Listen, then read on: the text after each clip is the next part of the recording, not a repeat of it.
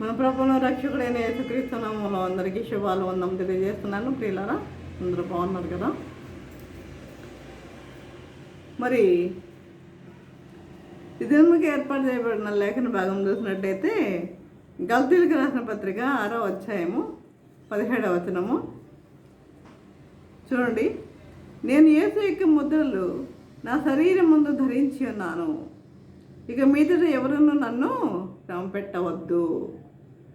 ప్రార్థన చేసుకుందాం. పరిశుద్ధ ప్రేమ గల తండ్రి, నీ పరిశుద్ధ పాదముస్తోత్రం దేవా ప్రభా.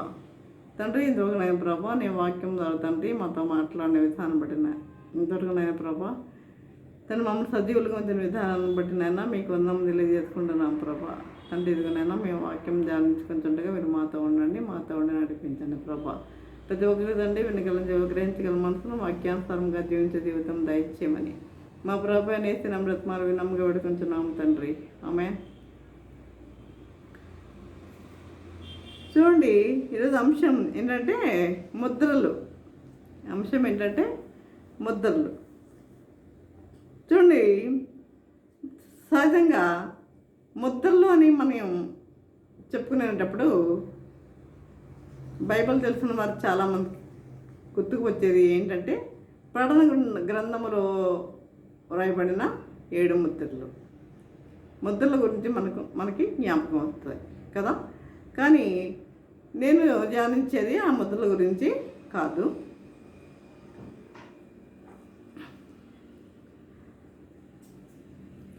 అపోస్తులైన పౌలు తన పత్రికలో రాస్తూ నేను యేసు యొక్క ముద్రలు నా శరీరం మందు ధరించి ఉన్నాను అని చెప్తున్నాడు.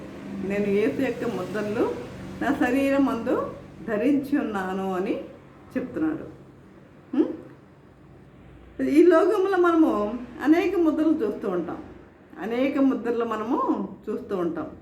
ఏంటంటే చూడండి, కొంతమంది పశువుల మీద వేస్తూ ఉంటారు, కొంతమంది ఎద్దుల మీద వేస్తూ ఉంటారు. అంటే కామాందు తన ఎద్దుని ఐడెంటిఫికేషన్ చేయడానికి ఎద్దుల మీద వేస్తూ ఉంటారు.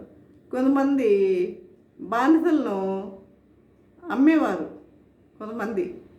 అయితే ప్రజలు ఏం చేసేవారంటే ఈ యొక్క బానిసలను కూరగాయలు కొనుక్కున్నట్టు అంటే కొనుక్కునేవారు ఈ బానిసల్ని. అంటే ఎందుకు వారిని ఇంటికి తీసుకువెళ్ళి వారితో వెట్టి చాకరీ చేయించుకోవడానికి. అదేవిధంగా వారిని తీసుకుని వెళ్ళి ఏం చేసేవారంటే ఇనుముతో ఎర్రగా కాల్చి చేతి మీద కానీ నష్టం మీద కానీ గుర్తు వేసేవారు. ఎందుకంటే దాన్ని బట్టి ఈ బానిస పలానా వ్యక్తికి చెందిన బానిస అని వారు ఐడెంటిఫై చేయడానికి కొరకు. కాబట్టి ఈ విధంగా ఇలాంటి ముద్రలు వేస్తూ ఉండేవారు. అయితే ఇప్పుడు అట్లాంటివి లేవు, ఇవి పూర్వకాలంలో. అయితే ఇప్పుడు చూడండి, ఒక స్టూడెంట్ని చూడగానే ఆ అమ్మాయి ధరించిన యొక్క యూనిఫామ్ చూడగానే మనకి ఏం గుర్తొస్తుంది? పలానా స్కూల్కి సంబంధించిన స్టూడెంట్, అదేవిధంగా పోలీస్, అదేవిధంగా డాక్టర్. అంటే వాళ్ళ యొక్క యూనిఫామ్ బట్టి మనము వాళ్ళని మనము గుర్తుపట్టచ్చు.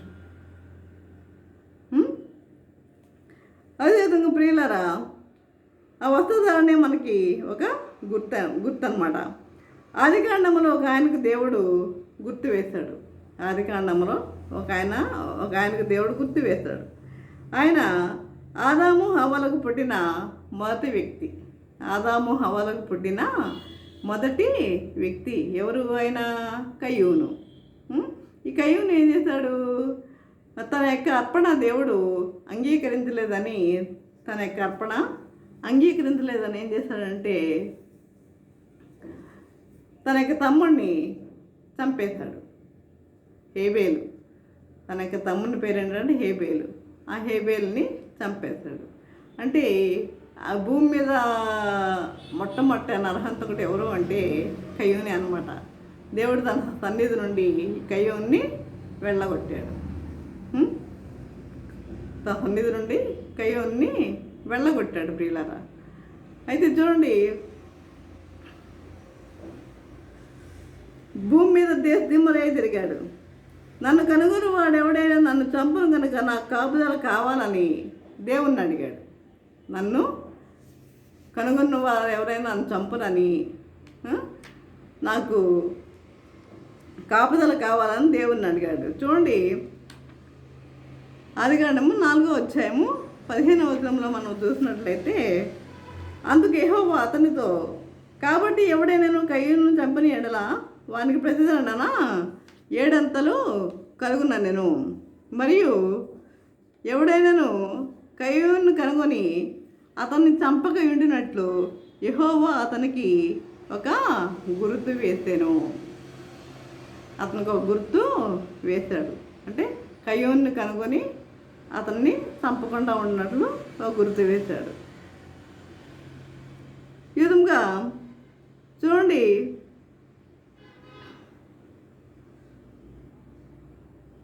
ఒక వ్యక్తి మారుమనసు పొందాడు. మారుమనసు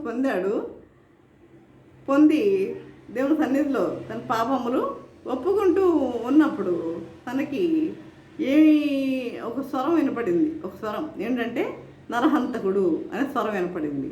నరహంతకుడు అంటే ఆ పాస్టర్ గారికి, ఆ వ్యక్తికి నరహంతకుడు అని స్వరం వినపడుతుంది ఏంటి అని చెప్పి వెళ్ళి పాస్టర్ గారిని అడిగాడు. సార్, నేను చంపలేదు పాస్టర్ గారు అని అంటే, పోనీ నువ్వు ఎవరు నన్ను చంపాలని అనుకుంటున్నావా అని అడిగాడు. అదే నాకు కోపం వచ్చినప్పుడల్లా నా భార్యను చంపాలని అనుకుంటాను నేను అని అన్నాడు అనమాట. ఆ కోపం వచ్చినప్పుడల్లా నా భార్యను నేను చంపాలని అనుకుంటాను అన్నాడు. కాబట్టి నీకు అలా తలంపు వచ్చింది కాబట్టి నీవు నరహంతకుడు అని నీకు ఆ స్వరము వినపడింది అని పాస్టర్ గారు తెలియజేశారు. కాబట్టి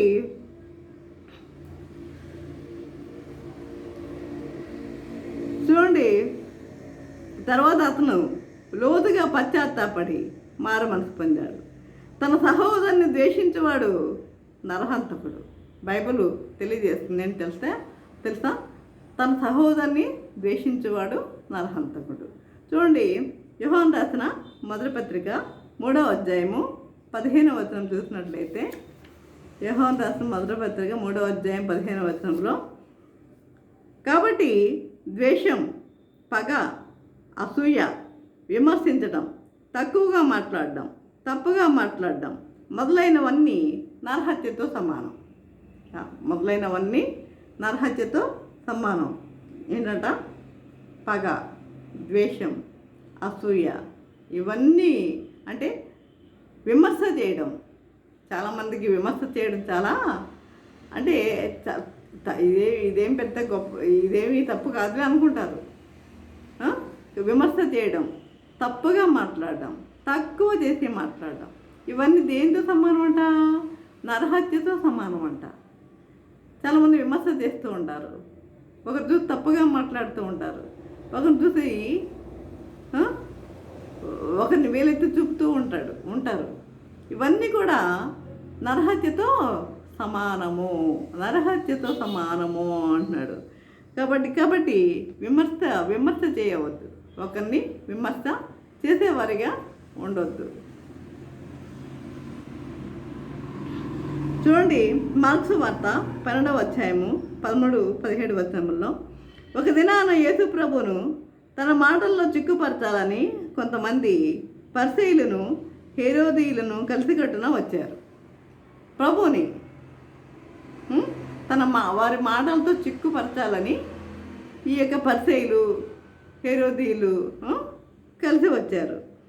వారు వచ్చి, బోధకుడా, కైసరుకు పన్నిచ్చడం న్యాయమా కాదా? కైసరుకు పన్నిచ్చడం న్యాయమా కాదా? ఇచ్చేదమా ఈగుందమా అని ఆయనను అడిగారు. ఆయన వారి వేషధారణ ఎరిగి, వారి అంతరంగం తెలిసి, అంటే వారు ఎందుకు వచ్చారో తెలుసు ఆయనకి, ఆయనను శోధించడానికి వచ్చారన్న విషయం వారికి ఆయనకి తెలుసు. మీరు నన్ను ఎందుకు శోధించున్నారు? ఒక దేనారం నా ఎద్దుకు చెప్పి చూపుడని వారితో చెప్పాడు. వారు తెచ్చి చూపించారు.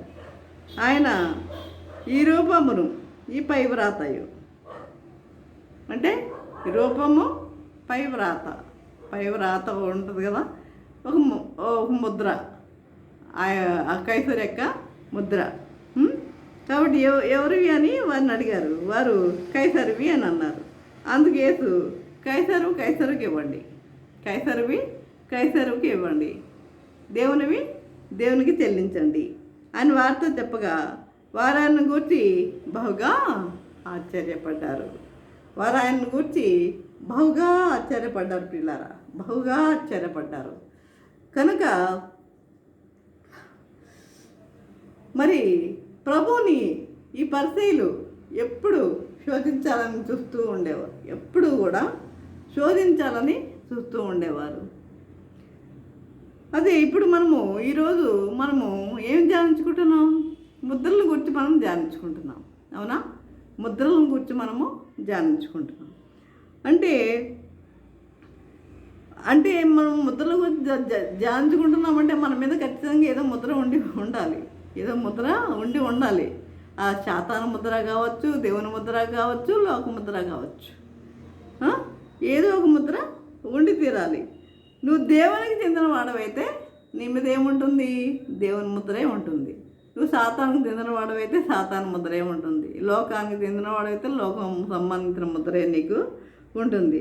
చూడండి, పౌలు భక్తుడు ఏం చెప్తున్నాడు? తను దేవునికి చెందిన వాడనని ఎంతో ధైర్యంగా పలుమార్లు సాక్ష్యం ఇచ్చాడు. ఎట్లా? యేసు యొక్క ముద్రలు తన శరీరం మందు ధరించి ఉన్నానని, యేసు యొక్క ముద్రలు తన శరీరం మందు ధరించి ఉన్నానని పౌలు భక్తుడు ఎంతో ధైర్యంగా పలుమార్లు సాక్ష్యం ఇచ్చాడు. పౌలు భక్తుడు ఒక సందర్భంలో తన చుట్టూ మరణ భయంతో ఉన్న 276 మంది అండి. చూడండి, అపోస్తల కార్యములు చూడండి. అపోస్తల కార్యములు చూసినట్లయితే 27వ అధ్యాయము 23వ వచనము. నేను ఎవని వాడనో, ఎవరిని సేవించున్నానో ఆ దేవుని దేవత గడిచిన రాత్రి నా యొద్ద నిలిచి, పౌలా భయపడకము. నేను ఎవరిని వాడనో, నేను ఎవరిని సేవించున్నానో ఆ దేవుని దూత గడిచిన రాత్రి నా యొద్దకు నిలిచి, పౌలా భయపడకమని చెప్పినట్లు తన అనుభవాన్ని ధైర్యంగా చాటి చెప్పాడు. ఇశ్రాయేలుని యొక్క నిరీక్షణ కోసం తాను గొలుసులతో కట్టబడిన వాడై అగ్రిప్పరాజు ముందు కూడా ఎంతో ధైర్యంగా సాక్ష్యం చెప్పగలిగాడు. మనం అలా సాక్ష్యం చెప్పగలిగే వారిగా ఉంటున్నామా? ధైర్యంగా సాక్ష్యం చెప్పగలిగే వారిగా ఉంటున్నాము. మనం సాక్ష్యం చెప్పాలంటే మనం భయం కదా, సాక్ష్యం చెప్పగలుగుతున్నాము మనము. అదేవిధంగా ఇక చూసినట్లయితే చూడండి, క్రీస్తు సువార్త తాను పడిన ప్రయాసను కొరింథీ సంఘానికి ధైర్యంగా చెప్పాడు. క్రీస్తు సువార్త కొరకు తాను పడిన ప్రయాస కొరింథీ సంఘానికి ధైర్యంగా చెప్పాడు. ఎంత ప్రయాస పడ్డాడో క్రీస్తు సువార్త నిమిత్తము అని కొరింథీ సంఘానికి ధైర్యంగా తెలియజేశాడు. అదేవిధంగా చూడండి, కొరింథీయులు రాసిన 2వ పత్రిక 11వ అధ్యాయము 23-33 వచనంలో చూసినట్లయితే ఇవన్నీ పౌలు భక్తుడు తన యొక్క సువార్త సేవలో ఆయన పడిన శ్రమల గురించి ఇవన్నీ రాసుకొచ్చాడండి. ఆయన పడిన శ్రమల గురించి ఆయన రాసుకొచ్చాడు. మీరు చదవచ్చు. కొరింథీయులు రాసిన 2వ పత్రిక 11వ అధ్యాయము 23-33 వచనాలు నేను చదివి వినిపిస్తాను. చూడండి, మరి విశేషముగా నేను ప్రయాసపడితిని, అనేక మార్లు ప్రాణాపాయములో ఉంటిని, అపరిమితంగా దెబ్బలు తింటిని, అనేక మార్లు ప్రాణాపాయములో ఉంటిని, యూదుల చేత 5 మార్లు ఒకటి తక్కువ 40 దెబ్బలు తింటిని. అంటే 9 దెబ్బలు తిన్నాడు. 3 మారు బెత్తములతో కొట్టబడితిని, ఒకసారి రాళ్లతో కొట్టబడితిని, 3 మారు వాడపగిలి శ్రమపడితిని, ఒక రాత్రింపగళ్ళు సముద్రంలో గడిపితిని, అనేక పర్యాయములు ప్రయాణముల్లోనూ, నదుల వల్లైనను ఆపదల్లోనూ, దొంగల వల్లైనను ఆపదల్లోనూ, నా స్వజనుల వల్లైన